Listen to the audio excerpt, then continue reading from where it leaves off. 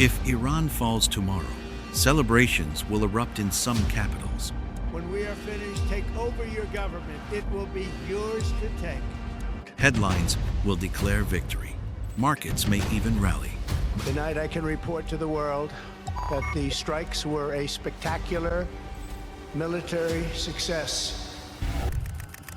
Fox News can confirm that the Ayatollah Khamenei is dead. But within hours, missile commanders would be waiting for instructions that may never come. Proxy militias would be calculating survival. Oil traders would be pricing chaos. And intelligence agencies across the world would be asking the same question. Who controls the assets now? Because when a regional power collapses, the danger doesn't disappear. It decentralizes. And decentralized power is far harder to contain. This isn't about whether Iran wins or loses. It's about what breaks when it does, and what rises in the vacuum that follows. For over 45 years, the Islamic Republic has built an intricate web of religious authority, military power, economic patronage, and ideological enforcement. It is not a single pillar holding up the state. It is a network of pillars. Remove one, and the entire structure trembles. At the center stands Supreme Leader Ali Khamenei. Behind him, the true spine of the system, the Islamic Revolutionary Guard Corps. The IRGC is not just a military organization. It controls intelligence. It controls missile forces. It controls major sectors of the economy. It influences elections. It is both sword and shield. If defeat comes, power will not politely transition. It will consolidate. Or it will fracture violently. Three immediate pathways emerge. Hardline consolidation. The IRGC tightens its grip, framing defeat as betrayal from within. Civilian structures weaken. Military authority rises. Iran becomes more securitized, more insulated, more defensive. Elite fragmentation. Rival factions within the clerical establishment and the guard compete for succession. Compromise fails. Backroom deals collapse. The struggle spills outward. Public eruption. Years of economic pressure, sanctions, youth unemployment, and generational frustration ignite into widespread instability. Iran is not just a regime. It is 85 million people. It is ethnic diversity. It is regional disparity. It is generational divide. A weakened center can awaken forces that even domestic leaders cannot fully control. A collapsing Iran may be more unstable than a hostile Iran, because weapons don't vanish in chaos. They scatter. Phase 2 is what keeps intelligence agencies awake at night. Loose command structures, loose missile systems, loose stockpiles. Iran's strategic capabilities do not evaporate with defeat. They decentralize. Over decades, Iran has invested heavily in ballistic missile development and nuclear infrastructure, not necessarily to deploy recklessly, but to deter. But deterrence depends on centralized control. If authority fractures, that control weakens. Imagine a scenario where competing factions claim legitimacy. Who controls the missile units? Who secures enrichment facilities? Who commands regional launch sites? In moments of instability, communication lines degrade. Chain of command clarity fades, and uncertainty becomes dangerous. History offers warnings. When regimes collapse, weapons rarely disappear neatly. They leak. They are sold. They are seized. They are hidden. A weakened Iran might not pose a traditional state threat, but it could create a diffusion threat, not a stronger adversary, a less predictable one. And unpredictability is often more destabilizing than hostility. Iran never projected power through direct invasion. It built influence through networks. In Lebanon, Hezbollah. In Yemen, the Houthis. In Gaza, Hamas. In Iraq, powerful Shia militants. For decades, Tehran refined a doctrine of asymmetric reach. Training, funding, missile transfers, intelligence sharing. It was never about occupying territory. It was about shaping pressure points. So what happens if the sponsor weakens? There are three possibilities. Some proxies weaken without funding. Some seek alternative patrons. Some escalate to prove relevance. And escalation is often the most dangerous outcome. A proxy that senses abandonment may act independently to secure leverage, not coordinated, not centrally directed, but reactive.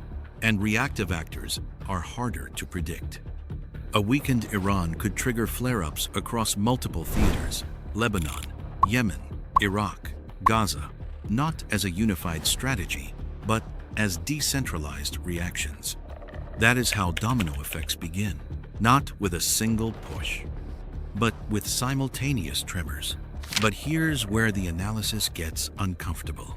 Most discussions about Iran focus on what happens inside the country: regime change, succession battles, street protests. But that may not be the real danger. The real danger might begin outside Iran's borders. Because if Tehran weakens, the Middle East doesn't calm down. It recalculates. And recalculations are rarely peaceful. Think about it.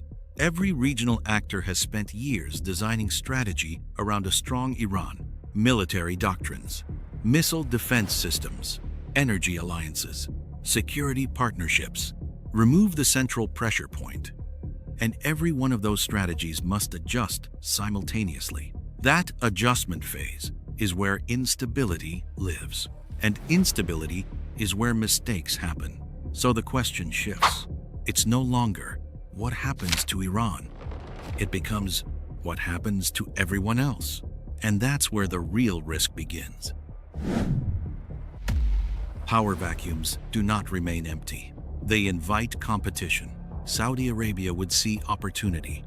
For decades, Riyadh and Tehran have competed not only politically, but ideologically for regional influence.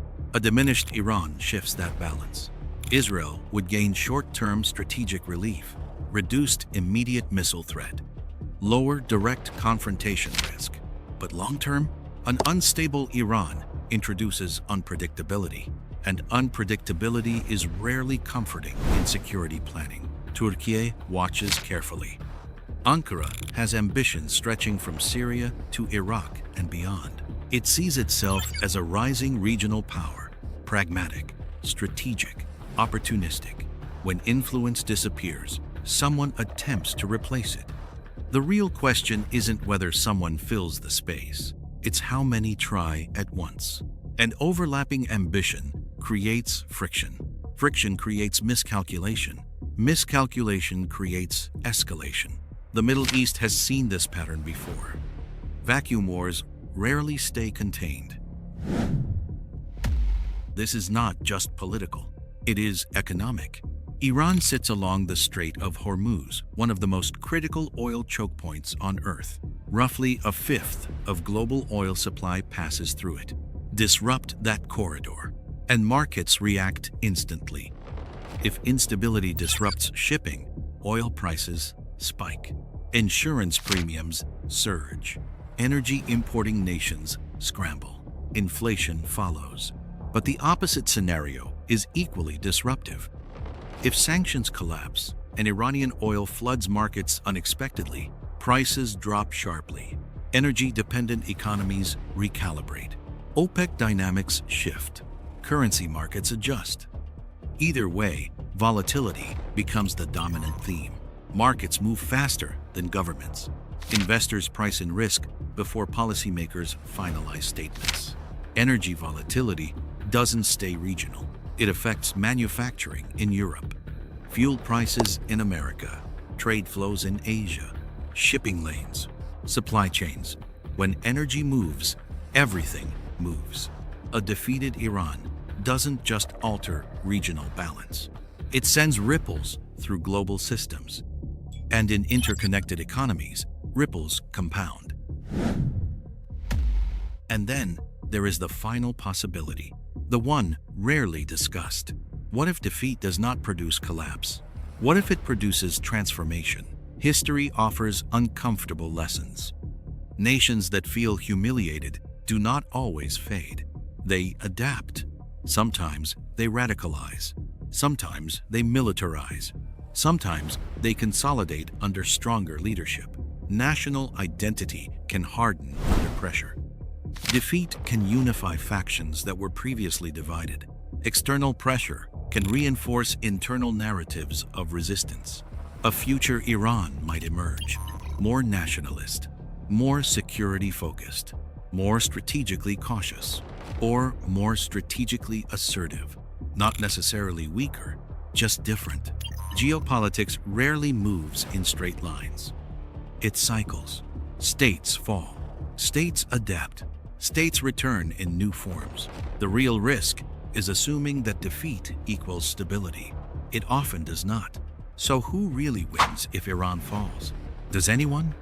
A power vacuum invites competition. Loose assets invite danger. Proxies invite escalation. Markets invite volatility. National identity invites transformation. The fall of a regional power is never a clean event. It is a systemic shock, and systemic shocks create unintended beneficiaries. Energy traders, regional rivals, defense contractors, emerging powers positioning themselves quietly. But even winners inherit instability, because when a pillar in a volatile region collapses, the dust does not settle immediately. It spreads. This is not a prediction. It is a stress test, a simulation of second and third order consequences. Because in geopolitics, the war is rarely the final chapter. The aftermath is. And the most dangerous moves are often the ones that appear decisive in the moment. If you want deeper strategic simulations like this, subscribe to Axiom Black, because the real battles are not always fought on the battlefield.